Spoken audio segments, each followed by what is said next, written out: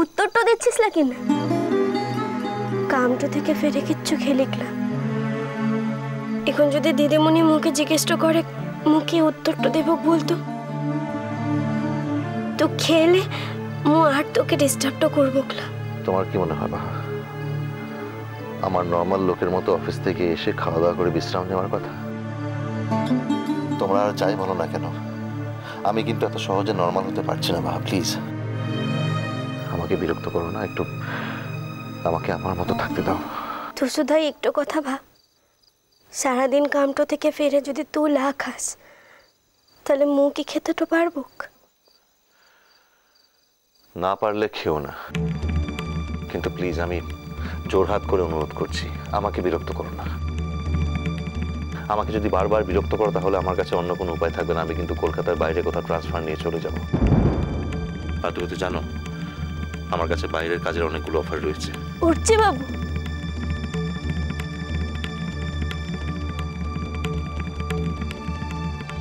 সকালতে ও দিদিমণি যেটুকু খাবারটা খাওয়াই দিয়েছিল সে খাবারটাই তো খেয়েছিস, তাও পুরোটা খাস না।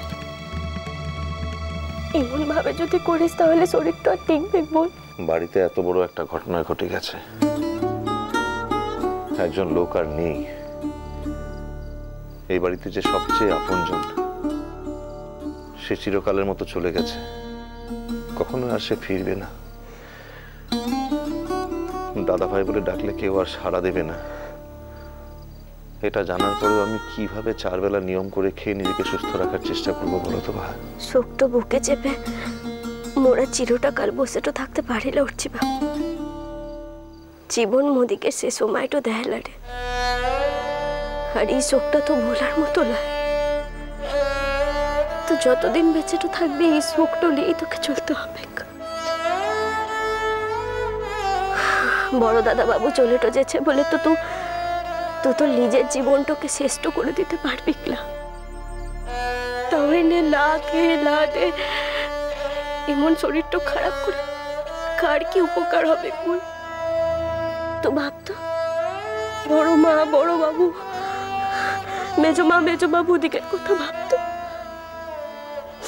মোরা কি কেউ এটা মানতে তো পারছি না? আর দিদিমণির কথাটা ভাব, সকল কিছু ভুলে নিজেকে কেমন সংসারে লেগে শুধু শক্তটু করছে। আর কথাটা ভাববি না তো? আরো দিদিমণির কথাটা ভাবতো, শুধুমাত্র সংসারের লেগে নিজেকে কেমন শক্তটা করে তুলেছে। তুই তার কথাও ভাববি না?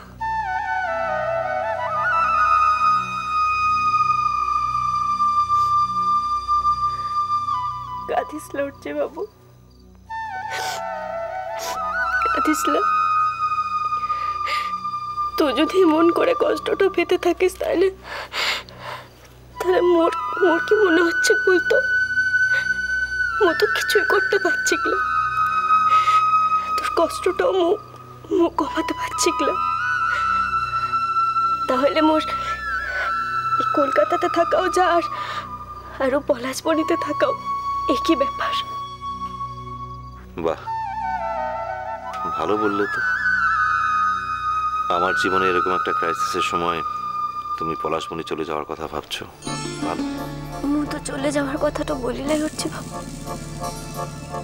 তুই যদি মোর কোনো কথাটাই না শুনিস তাহলে মোর এখানটা থেকে কি হবে বল? আমি তোমাকে বোঝাতে পারছি না বা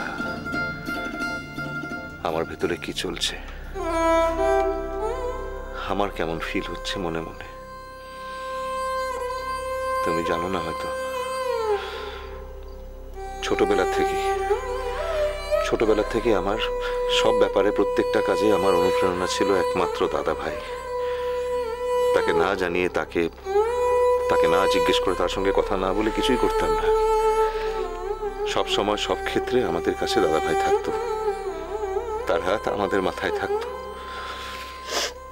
তাকে দেখে তো বড় হয়েছে, আর আজকে ভাবো কি হয়ে গেল।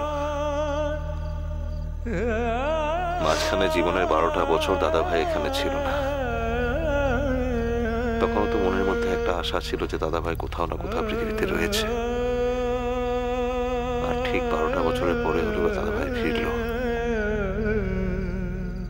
কিন্তু আজ যখন জেনে গেছি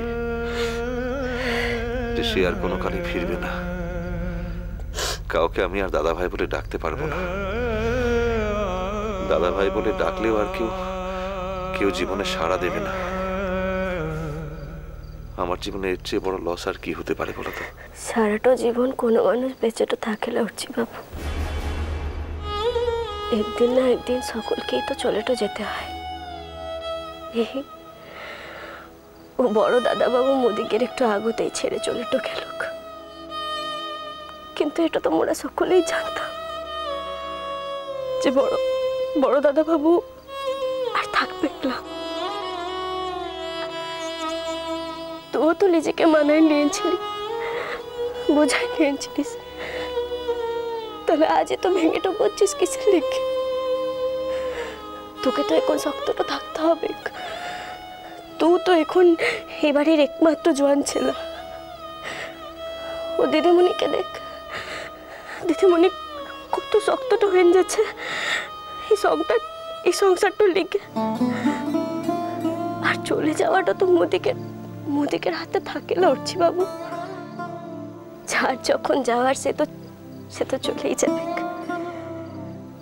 আজ মো বেঁচে তো আনছি, কাল তো মো বেঁচে তো লাও থাকতে পারি। খবরদার ভাই, সাবধান করে দিচ্ছি, এরকম কথা যেন দ্বিতীয়বার কখনো বলতে না শুনি তোমাকে। তো কথার কথা তো বলছে না। না, এরকম ব্যাপারে কোনো কথার কথা বলা চলে না। আর খবরদার, তোমাকে আমি সাবধান করে দিলাম, ভবিষ্যতে যেন কখনো আমার সামনে দাঁড়িয়ে এরকম কথা বলতে না শুনি, তোমাকে মনে থাকবে? কি হয়েছে তোর? কি হয়েছে? মো তো একটু সামান্য কথাটা বলেছে, তুই এমন করছিস কিসের লেগে? না বাবা, এরকম কথা কোনোদিনও বলবে না। যখনই আমার কোনো আপনজন চলে যাওয়ার কথা বলে, তাহলে আমার যে ভেতরে কিরকম হয় তোমাকে কি করে বোঝাবো বলো তো? আমি পাই না নিতে। আর এতদিনে আমার সঙ্গে থাকার পর তুমি এই কথাটা বোঝোনি কেন? তোমরা এই কথাটা কেন বলো তো? নাকি এই কথাটা বলে আমার রিঅ্যাকশন কি হয় তোমরা জানতে চাও? ভারী অদ্ভুত সাইকোলজি তো তোমাদের। না উঠছি বাবু, মো তার লিখে বলি নাই। তাহলে বললে কেন? মো তো কথাটা বলেছে। আচ্ছা ঠিক আছে, আর কোনোদিনের লিখে বলবো না, ঠিক আছে?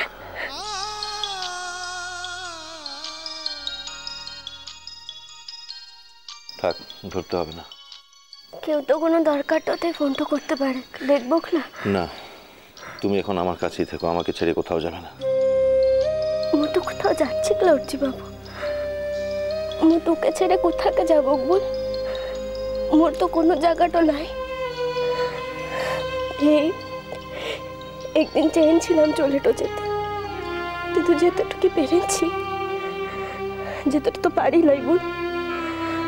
ঝগড়া করি, অশান্তি তো করি, যাই করি লাগে না, মোরা একে অপরকে ছেড়ে কোথাকে যেতে তো পারবো না, কেউ কাউকে ছেড়ে থাকতে তো পারবো না। এটা মো জানি, মো তোকে ছেড়ে কোথাকে যাবো না। যাও, ধরো ফোনটা।